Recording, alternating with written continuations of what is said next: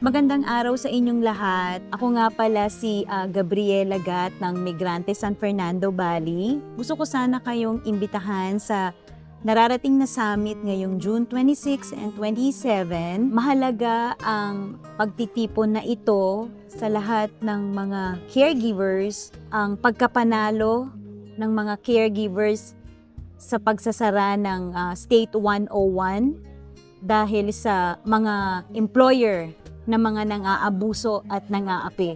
Ang pagkakaisa napakahalaga at pag-o-organize nating lahat dahil ang laban na ito, laban ng isa, laban ng lahat.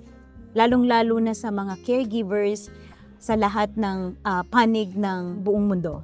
Napakahalaga ang summit na ito at napaka-importante na dumalo tayong lahat sa summit na ito dahil ito ang pagtitipon-tipon nating lahat as a community members at the same time mga workers dahil dito natin maipapakita kung gaano tayo kahalaga bilang mamamayang Pilipino at gaano ang hirap natin at ano ang pwede nating gawin at ano ang pwede nating magawa at para magkaroon tayo ng dahilan kung paano lumaban at paano mababago ang sistema.